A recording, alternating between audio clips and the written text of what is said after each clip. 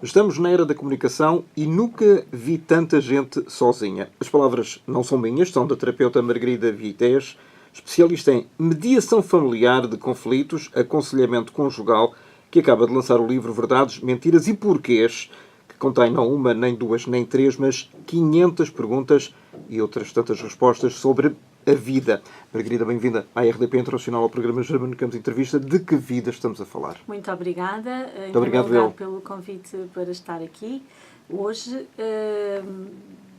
De vida estamos a falar? De todos nós.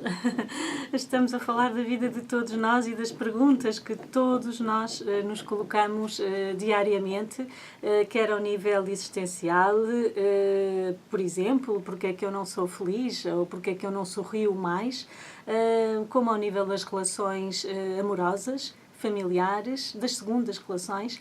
Este é um tema muito querido para mim, que eu nunca me tinha debruçado sobre ele, assim, com esta profundidade. As relações número 2, os casamentos número 2. Exatamente, os casamentos número 2 e também... É que supostamente o primeiro casamento é para a vida toda, não é? Deveria ser, eu não sei, hoje em dia nós estamos com uma taxa de divórcio de 70%, portanto eu não sei se hoje, no agora, as pessoas que casam pensam efetivamente esta relação é para a vida. Margarida, antes sim. Porquê que as pessoas se divorciam? Eu sei que cada caso é um caso, cada casal é um casal, mas há algum ponto comum, alguma linha que atravessa todos os casamentos em crise? Todos somos únicos, diferentes, mas existem muitas semelhanças e ao nível do divórcio eu posso apontar 2 ou 3 causas. A primeira, falta de empatia, ou seja, o não reconhecimento das necessidades do outro, então, o individualismo, o egocentrismo, o egoísmo muito grande. Para que serve o namoro? Pois, mas o namoro serve para conhecer a outra pessoa. Empatia é uma coisa diferente. É a capacidade de se colocar no lugar do outro. E o casamento serve para quê? O casamento serve para quê? Para as pessoas serem mais felizes ainda do que sozinhas. Supostamente. Supostamente. Para partilhar a vida com alguém, no sentido de que esse alguém nos apoie, cuide também, porque o que é o amor se não cuidar do outro, certo? Mas permanentemente. Exatamente, permanentemente e com muita vontade de construir um projeto de vida a 2. Falta de comunicação é outro dos motivos que leva ao divórcio. O quê? Pessoas que não falam umas com as outras? Dificuldade de comunicação, exatamente. Eu digo A, o meu companheiro percebe B. Isto é interpretações erradas a cada instante e isto em terapia de casal eu observo isto muitas vezes, não é? Muitas vezes o que estamos a fazer é tentar desmistificar e tentar acabar com os equívocos e com as falsas interpretações e com aquilo que o outro pensou, que o outro estava a dizer e que não corresponde efetivamente à realidade e à verdade. E é aquilo que o outro sente. Como é que 2 pessoas podem pensar? Eu, por vezes, estou com casais e chego a esta conclusão ou a esta pergunta. Como é que 2 pessoas podem pensar tão mal uma da outra? Se dizem que se amam. Então, se não se amassem, como é que era? É uma relação Tratam-se como inimigos. Amor-ódio? Não é uma relação amor-ódio. Muitas vezes pensam é que o outro não lhes quer bem e quer-lhes fazer mal e está a fazer de propósito para os magoar. Portanto, o diálogo aí é essencial e não existe.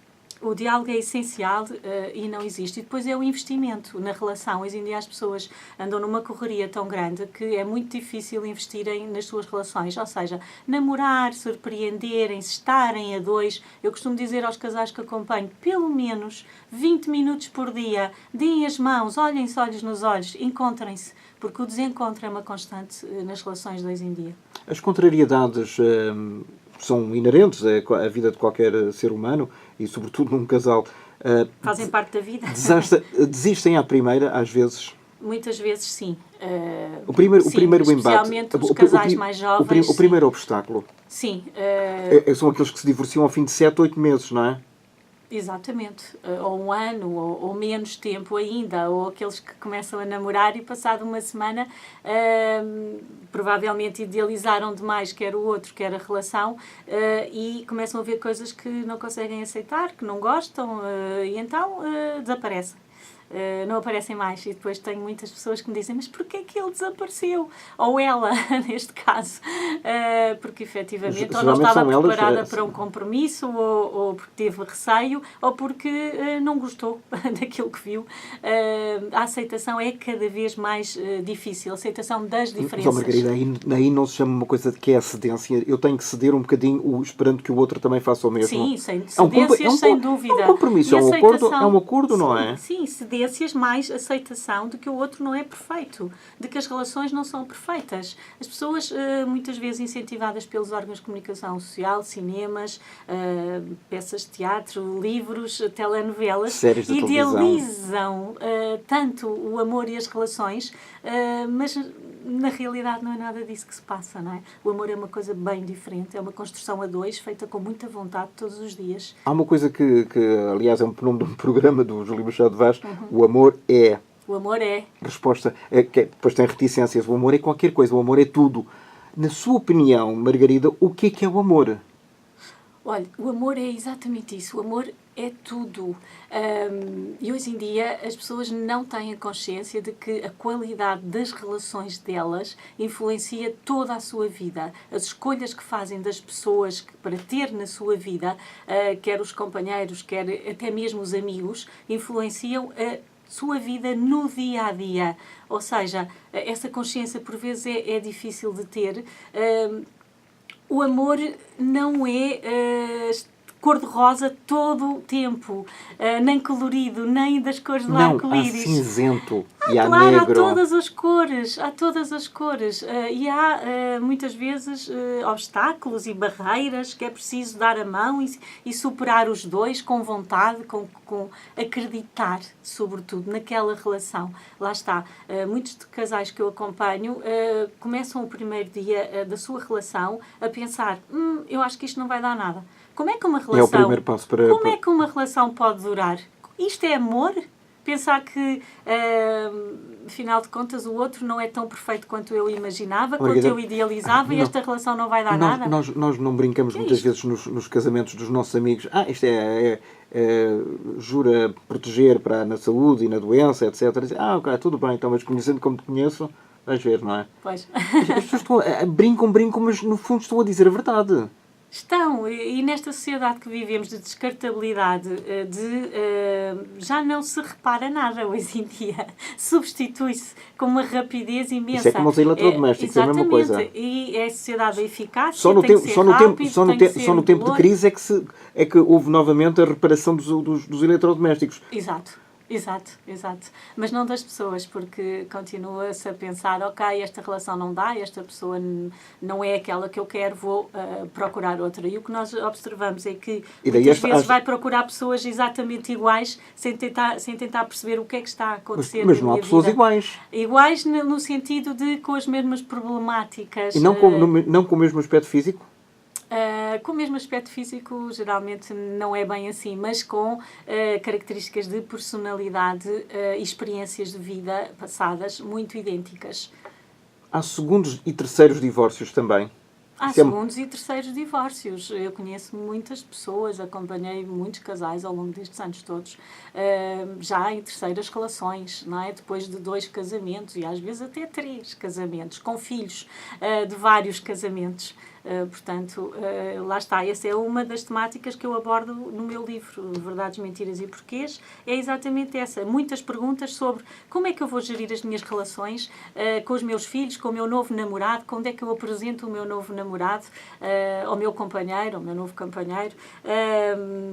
Geram-se muitos conflitos, por vezes as crianças não gostam. Há um sentimento de medo. Há um sentimento de medo. De rejeição, que as famílias não aceitem. Exatamente. Já tiveste para mim, o teu ex-marido é que será para o pai dos teus filhos? Sim, muitos problemas desses, muitos mesmo, e que as pessoas têm sérias dificuldades em superar, em lidar com eles, em geri-los no dia-a-dia, não é?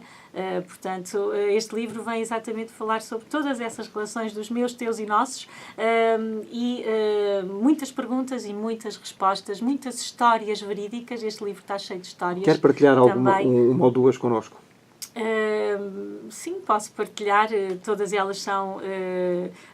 a identidade das pessoas está preservada. São pessoas que eu acompanhei. Mas casais. no fundo são retratos daquilo que nós poderíamos também ser. São retratos, exatamente, e são afirmações. Por exemplo, tenho aqui estou constantemente a pensar que vou falhar. Este é um dos medos mais presentes na vida de hoje, porque nós não podemos falhar. Este livro tem 180 perguntas referentes ao verdadeiro sentido da vida, à nossa existência e às nossas crenças, mitos, preconceitos, estereótipos, coisas que nos fazem tão mal e que nós no dia-a-dia nem sequer questionamos o que é que estamos a fazer e porque é que estamos a fazer daquela forma e não de outra. É exatamente este medo de falhar que todos nós temos.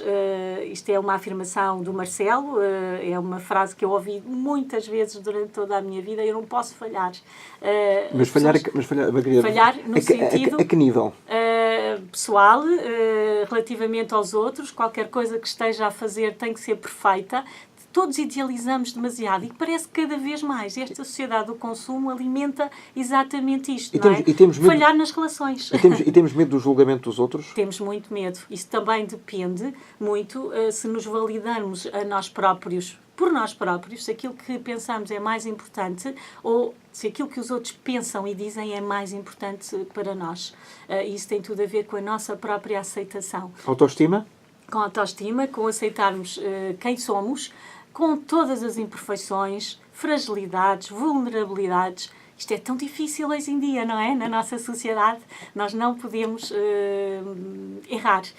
Nós temos que decidir rapidamente, nós temos que escolher rapidamente, nós temos que estar à frente sempre, pressionadíssimos, cheios de stress e de ansiedade. A vida é feita de escolhas. É uma permanente escolha. Prioridades, exatamente. Só que às vezes nós escolhemos o caminho errado. Sim, então por que não dizer, ok, escolhi o caminho errado, foi uma aprendizagem, volta para trás, se outra vez já saberei que caminho escolher. Todos nós estamos aqui a experienciar. A vida é uma experiência constante. E porquê exigir-nos tanto? Por isso é que existem tantas depressões, tanta ansiedade, aliás, tanta doença mental. Nunca houve tanta depressão como atualmente e tanto consumo de ansiolíticos. Antidepressivos também, exatamente.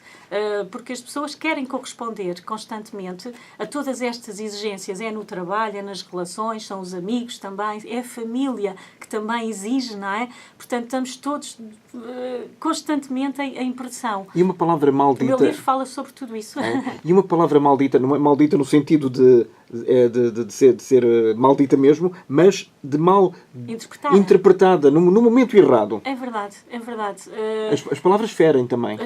Sim, as palavras podem ferir e podem realmente magoar, mas que intencionalidade é que está subjacente a essas mesmas palavras? Será que foi mesmo para magoar ou foi uma defesa? Muitas vezes nós dizemos palavras menos bonitas ou menos agradáveis, são mecanismos de defesa que nós temos, porque de alguma forma nos sentimos atingidos ou agredidos, digamos. Quando se vê uma pessoa constantemente agredir verbalmente, por exemplo, outra, essa pessoa muito provavelmente está muito ferida por isso é que o faz. As palavras magoam e magoam muito mais a agressão física.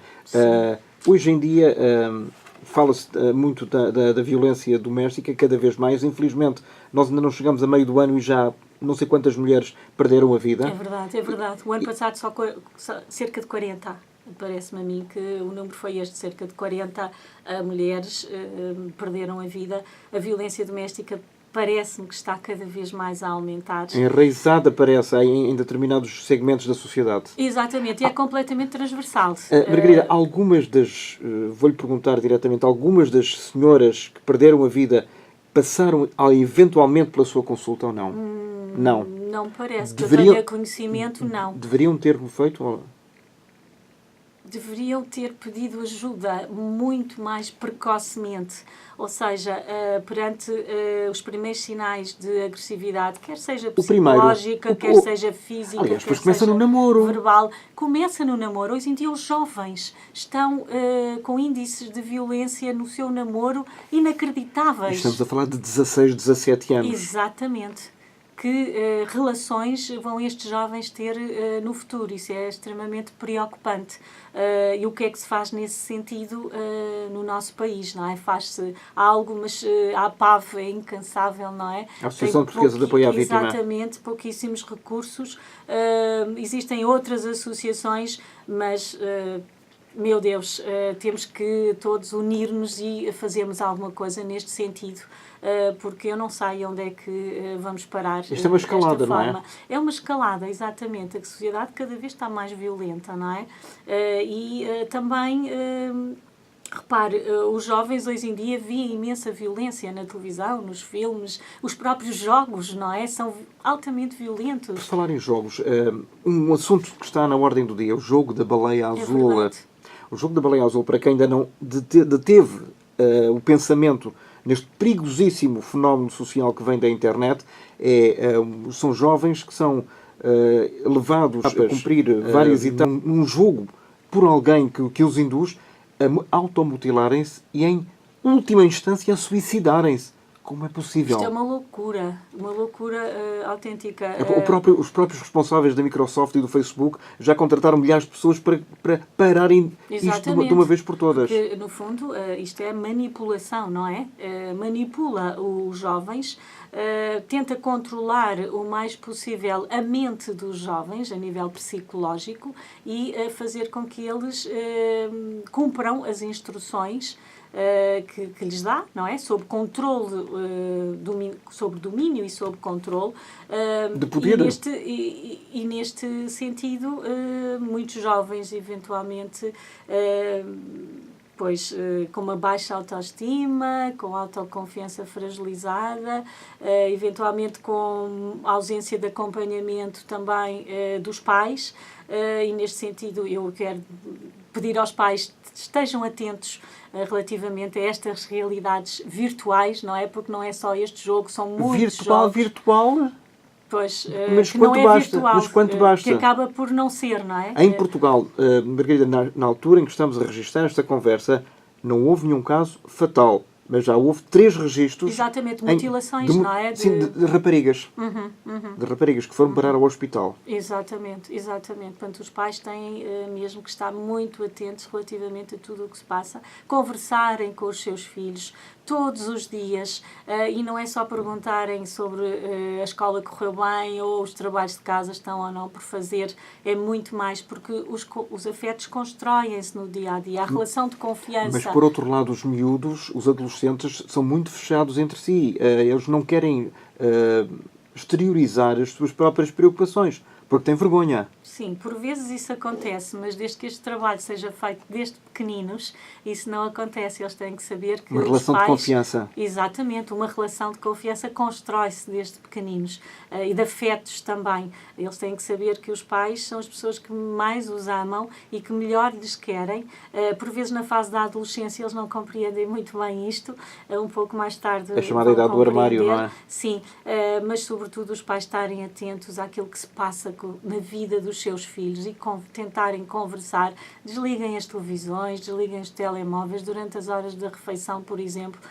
Eu outro dia estava num restaurante e vi 2 filhos e 2 pais com o telemóvel a jantarem, e os 4 no telemóvel. Um silêncio naquela mesa. Completo. Como é que é possível isto acontecer? As pessoas estão-se a transformar em autistas? Isso seguramente, Margarida, não eram pessoas de baixo nível, eram pessoas com alguma posse para ir a um restaurante. Exatamente. E nós vemos com pelas cultura. ruas jovens em cada esquina, quase, à procura de bonequinhos para terem mais bonequinhos possível. Isso eu não muito sei engraçado como é que este jogo se chama, mas eu só os vejo. Pokémon. É o Pokémon, pronto. Não, isso já foi o ano passado. Agora Exatamente. Mas já eu são via outros. por todo o lado jovens. Será que não há mais nada interessante para fazer? Não é? Parece-me que sim, que existe efetivamente.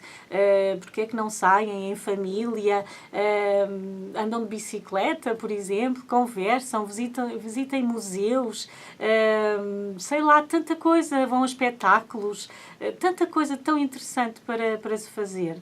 ou simplesmente conversar, não é? Conhecerem-se mais e melhor a cada dia. Jogarem, ou seja, o dominó, as cartas, o monopólio, aqueles seja jogos, lá o que for. exatamente. Eu lembro na minha infância, o monopólio, exatamente, cartas, tudo isso. Criem interesses em comum e estejam juntos, porque a vida passa tão depressa e muitos pais o que me dizem é a vida passou tão depressa que eu nem me apercebi que o meu filho agora é adulto e houve tantos momentos que eu perdi e que não acompanhei, não é? E queria ter acompanhado, Esse momento, queria ter esse momento estado. do restaurante é um deles. Exatamente.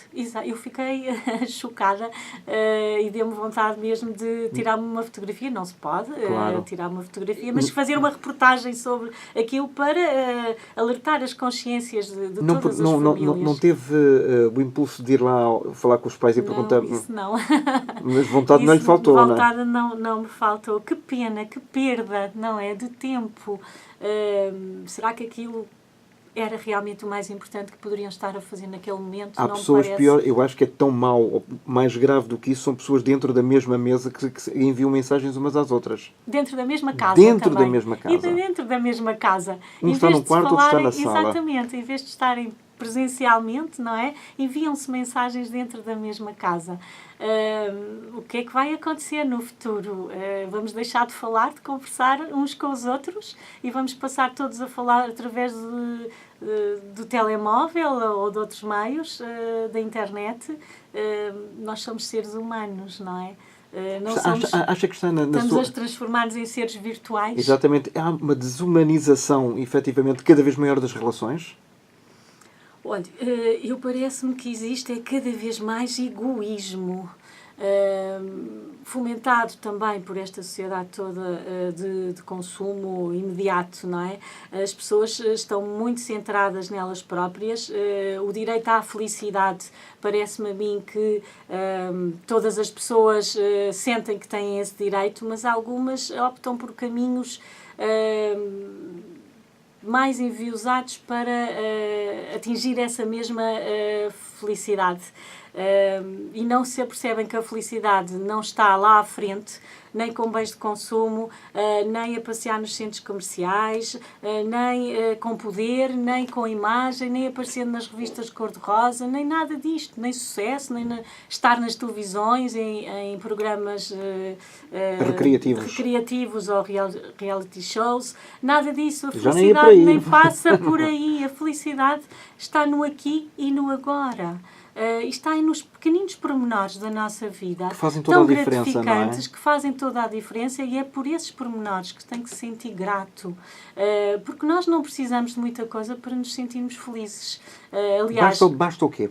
Olha, parece-me que basta estarem preenchidas as necessidades básicas de cada um de nós, não é? De que vale ter um palácio se tem uma doença cardíaca? É bem melhor viver numa casa mais pequenina e poder ir correr todos os dias. Eu posso lhe dar um exemplo muito rápido. A semana passada tive aqui um jovem ex-ator que hoje é dono de uma agência de viagens e que, portanto, faz uns tours. E ele esteve na Índia e em países pobres, onde viu pobreza extrema. E eu perguntei-lhe, quando voltaste para Portugal, as tuas prioridades estavam alteradas? Ele disse, nem sabes de que forma. É verdade. Porque, de facto, é preciso ver o que é que acontece com os outros, ou da forma como os outros vivem, para nos apercebermos temos tudo para ser felizes no dia-a-dia. E não somos. Exatamente. Quando um casal chega ao seu consultório, Margarida, senta-se pela primeira vez, algum deles perguntou como é que chegamos a este ponto? Sim, sem dúvida nenhuma. E qual é a resposta? Sim, porque o que acontece é que ignoram todos esses sinais durante muito tempo eu costumo dizer, vão meter para baixo do tapete e chega um dia em que o tapete está tão alto que já nem um nem outro conseguem passar. Portanto, vão criando mágoa, ressentimentos, toda esta mágoa fica cristalizada, não é? Por vezes passam mesmo a não se querer bem nenhum um ao outro e perguntam como é que nós chegámos até aqui, como é que foi possível. chegar até aqui. Pois se tivessem eventualmente conversado sobre aquilo que estava a acontecer nas suas vidas, sobre aquilo que sentiam, as pessoas têm muita dificuldade em dizer o que sentem, em exprimir as suas emoções e em dizer o que sentem. Porquê? Porque existem muitos receios e muitos medos, não é? Nomeadamente da relação terminar. Não, ora. Mas que relação é essa que têm se tão não frágil. Conversam, se não estão, se não investem nessa relação, se vivem cada um no seu mundo? Que relação é essa? Eu escrevi este mês um artigo exatamente para a revista Visão online sobre aguento ou bato com a porta? E eu pergunto-me, mas uma relação de amor é uma relação de aguentar todos os dias? De todo que não. O amor não tem nada a ver com isso. Certo? Mas há pessoas que creem que sim, que têm que sacrificar muito mesmo para se sentirem amadas. Isso faz-me lembrar que muitas relações mesmo já degradadas, desgastadas ao máximo, quando há filhos envolvidos, a mãe ou o pai dizem, sim, nós aguentamos por causa dos filhos, até os filhos saírem de porta fora, ou porque sim, casam, ou porque vão para o estrangeiro, etc. Os filhos querem pais felizes, não querem pais angustiados, ansiosos e infelizes. Porque isso transmite também muitas vezes uma imagem de insegurança. Emoções, exatamente, as emoções contagiam-se, não é? E que modelo de relação esses pais transmitem aos seus filhos? Pode fazê-los, inclusivamente, um dia aceitarem o inaceitável nas relações, designadamente violência doméstica, não é? Portanto, não é esse o modelo que se deve dar aos filhos. Aliás, eu já tive crianças a pedirem para os seus pais se divorciarem, porque querem ter paz nas suas vidas. E muitas vezes essas razões, quando são aprofundadas, são desculpas e o que está por trás são medos e culpa. E claro que sim, preocupação com as crianças e com aquilo como é que as crianças vão superar essa mesma situação. Mas muitas vezes, quando conversamos sobre isso, o que está por trás, solidão, medo da solidão, medo de não voltar a encontrar uma pessoa de quem goste ou que goste de si, perguntarem-se o que é que vai acontecer agora com a minha vida, o que é que vai dizer a minha família sobre tudo isto. São muitos receios, muitos medos, muita culpa, mitos e crenças também fortemente enraizadas de que o divórcio é uma guerra. Porquê uma guerra? Só é uma guerra se as duas pessoas quiserem que seja. Pode ser uma oportunidade. Mas há uma coisa, Margarida, que está também, e é um fenómeno, não é só português, infelizmente é interna e externamente, são naquelas relações que dão em divórcio e depois os divórcios são muito litigiosos. Se, por exemplo, a mãe fica com a guarda dos filhos, não é? Exatamente. E o pai não concorda. Vai lá, tira os filhos, mata-se a ele e mata os filhos. Atiram-se para o rio, atiram-se de um 7º andar, matam eles, ou intoxicam os filhos. Como é que é possível isto?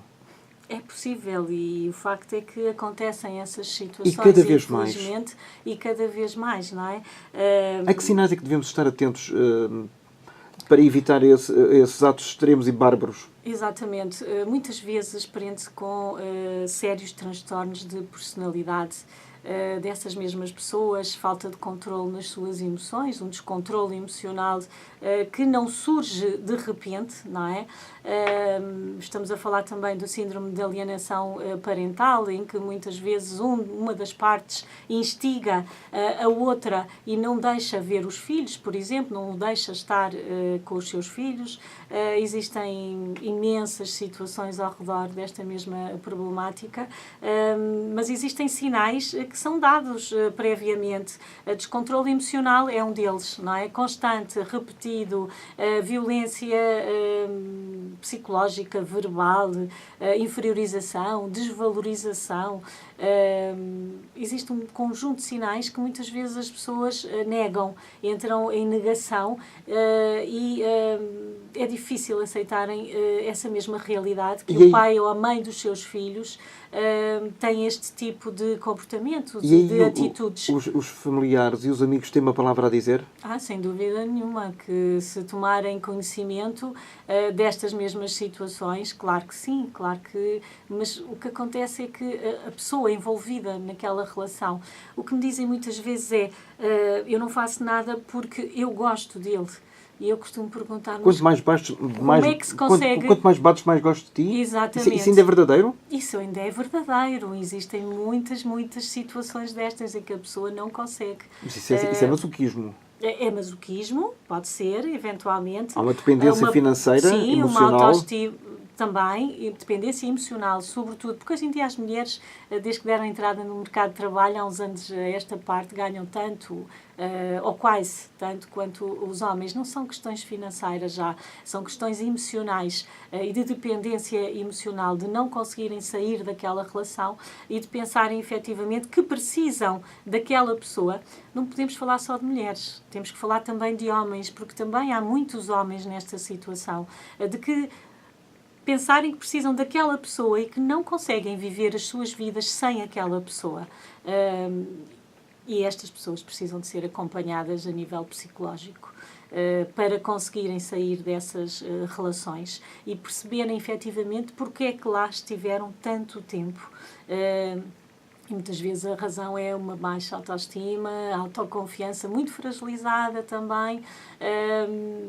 Mas tudo isto se trabalha. Muitas vezes aconteceu também nas suas vidas, no início, a relação que tiveram com os seus progenitores não lhes proporcionou um vínculo seguro.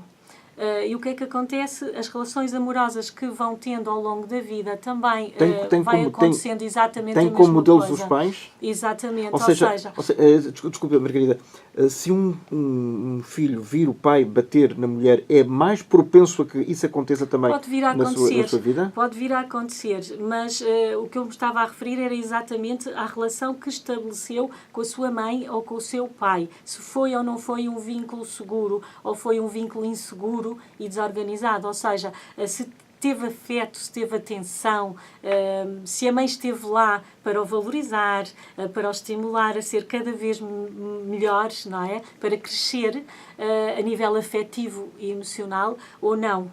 Ou se esteve sozinho. Ao longo dos anos eu tenho vindo a observar que muitos dos problemas dos casais que me trazem, para além de serem problemas da própria relação, de comunicação, por exemplo, são problemas que os dois trazem nas suas mochilas, digamos, das relações primárias, ou seja, das relações que tiveram com a mãe e com o pai. E muitas vezes estão os dois a discutir exatamente isso. Vou-lhe dar um exemplo. Um deles diz, eu quero mais atenção. E por mais atenção que o outro lhe dê, nunca é suficiente. E quando vamos ver que a atenção é que esta pessoa teve na sua relação primária foi muito diminuta, foi muito pouca. E então passa a vida toda a tentar que outras pessoas, nomeadamente os parceiros, os companheiros que encontra ao longo da vida, lhe deem essa mesma atenção e preencham aquele vazio. E a cobrar. E a cobrar. Exatamente. E a cobrar. Aquela velha máxima... Só que tomar consciência de tudo isto é difícil. É muito difícil. Aquela velha máxima, o ditado entre marido e mulher não metas a colher, ainda faz sentido ou não? Olha, parece-me que não faz sentido absolutamente nenhum, especialmente quando o casal começa a ter problemas e a sentir que não os consegue resolver. Não me parece que faça qualquer sentido. No Brasil, por exemplo, recorrem à terapia de casal facilmente, e mesmo à psicoterapia e à mediação também familiar e de conflitos. Em Portugal ainda existe muito pouca informação e alguma resistência. Talvez esse entre marido e mulher não metas a colher esteja mais presente do que nas outras sociedades, nomeadamente na europeia e no Brasil. Mas isso é um fenómeno latino? Talvez seja. Talvez seja. Quando as pessoas vão à consulta, perguntam exatamente o que é ser um mediador familiar e conjugal? Perguntam. É um juiz? Não, de todo que não é. De todo. Não está, a Margarida não está ali para julgar. Não estou nem para fazer juízos de valor. De todo que não. Uma coisa é mediação familiar e de conflitos, outra é terapia de casal. Mediação familiar e de conflitos, normalmente os casais recorrem em fase já de divórcio. Ou seja, quando já têm... Sobre endividamento, mais ou menos. Sim. In extremis. Também pode ser, também, em que estão os dois em conflito relativamente a essa mesma situação. Portanto, a mediação familiar normalmente acontece quando o casal já está em processo de divórcio e é necessário chegar a acordo sobre uma série de realidades, nomeadamente sobre as responsabilidades parentais. Como é que eles vão se relacionar com os seus filhos a partir de uma decisão de divórcio, a partir desse momento, não é? Portanto, a mediação familiar é exatamente no sentido de atingir o maior número de acordos possível para que revista os interesses de toda a família, ok? Terapia de casal, não. Terapia de casal é exatamente para ajudar os casais a tentarem identificar os seus problemas e encontrar caminhos para os resolverem. Eles aceitam? E eu sou completamente imparcial, quer num âmbito, quer no outro. Não vou defender nem um nem o outro, estou ali para os ajudar a tentarem encontrar-se, porque o que acontece é que estes casais desencontraram-se, por alguma razão ou por muitas razões. Desemprego? Também pode jogo, acontecer. Alcoolismo, também, violência? várias adições, sim, sem dúvida nenhuma. Parece-me que esses são os problemas das famílias de hoje em dia, não é? Droga também, adição de uma série de substâncias. Hoje em dia, esses são os problemas que estão na ordem do dia. O homem e a mulher aceitam bem aquilo que a Margarida lhes diz, ou há também uma certa resistência? Algumas vezes há alguma resistência. Quem é que resiste mais? Mas talvez os homens, talvez. As mulheres procuram mais... Por ser mulher. Talvez, pode ser uma das razões. Mas, normalmente, a minha função é fazê-los pensar, refletir sobre aquilo que está a acontecer nas suas vidas e tentar que eles se sintam melhor o mais rapidamente possível. Mas isso também não depende um bocadinho da capacidade intelectual de cada um?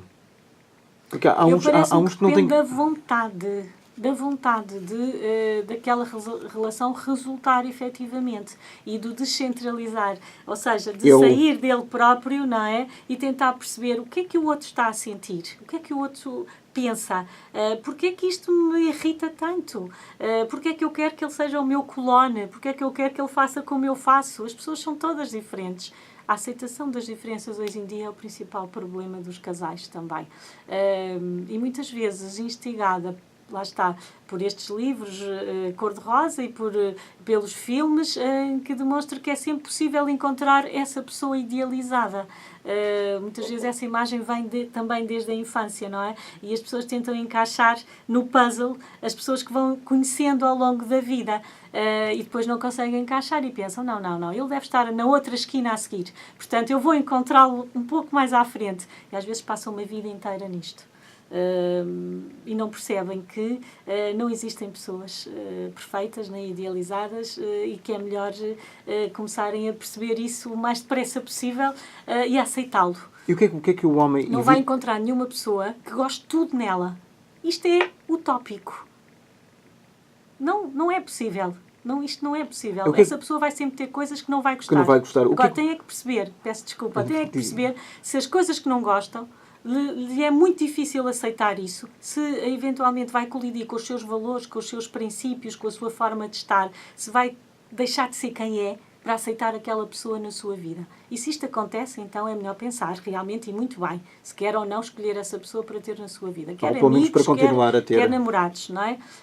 O que é que o homem espera mais da mulher e vice-versa? Olha, eu sinto que os dois querem o mesmo. Os dois querem amor, os dois querem ter uma relação saudável e gratificante, querem estar em paz, querem ser cuidados, querem ter alguém com quem possam partilhar a sua vida no verdadeiro sentido de partilha, não é? Querem ter alguém em quem possam confiar. E se eu pudesse dizer... falar desta confiança relativamente a homens e a mulheres, eu diria que os homens querem mesmo uma companheira em quem possam confiar, hoje em dia. E elas querem um companheiro que efetivamente as escutem